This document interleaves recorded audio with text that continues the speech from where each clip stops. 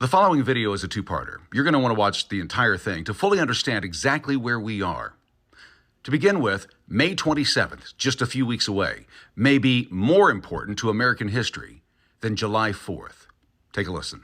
I'm Reggie Littlejohn, co-founder of the Sovereignty Coalition and founder of the Anti-Globalist International Organization. The two treaties that are going to be voted on in May 27th of this year, just a few weeks from now, are the greatest threat to freedom that the world has ever faced. Public health is being used as a tool for total control. This is not a public health issue. It's an instrument to introduce Chinese-style totalitarianism to the United States and to the world. Now, the international health regulations, if WHO gets what it wants, they will be able to mandate vaccines, mandate masks, mandate lockdowns, and mandate quarantines in the United States and all over the world. Also, they will be able to mandate that the governments of the world surveil and censor their citizens, no doubt through mandatory digital IDs, which can be used as the basis of a China social credit system style rule of totalitarian control. Thank you all. I'm pleased to stand with my colleagues and other friends and great patriots that are interested in the sovereignty of America. And don't be distracted at this moment. Don't you be distracted. Let's not America be distracted by what's happening in this building or what's about to happen in this building behind us. As bad as that is, and it's bad, but as bad as that is, we can do two things at once. We can pay attention to the other things that are happening around the globe and in this country. And as we speak, President Biden is planning to cede the sovereignty of the United States of America to the internationalists and the World Health Organization. The ability to decide between you and your doctor what medicine you take or do not take, whether you wear a mask or not, whether you leave your home and where you go is all potentially being ceded by this President of the United States based on a signature, subverting and disregarding the Constitution of the United States, bypassing the Senate, saying it's not a treaty, doing the exact same thing that President Obama did with the Iran nuclear deal.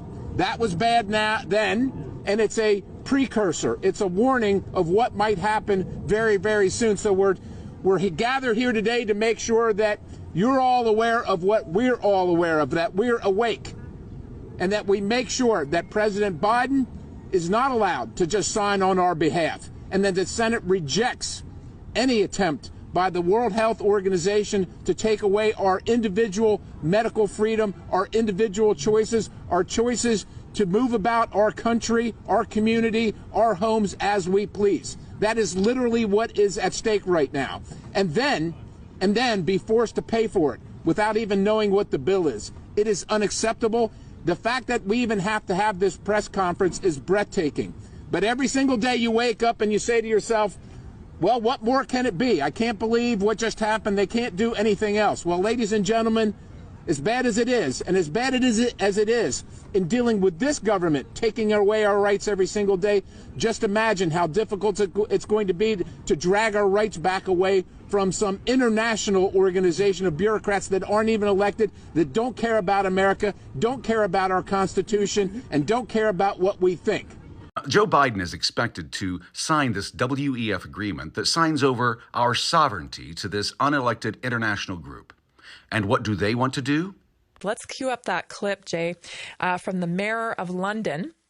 He describes very point blankly now what a 15-minute city actually is. Take a listen. Cities is something that the WEF has created called C40, and it's called C40 cities. I would urge you to certainly look on the internet about it and then go to all of the TikTokers and see what they're really saying.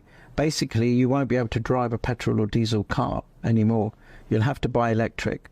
If you want food, you will get a calorie-controlled system sent to you by text saying, this is what you can eat today. This is what you can have today.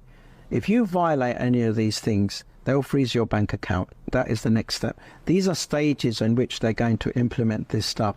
And this was signed up by the WEF, and the WEF has signed up with our mayor in London as the chair.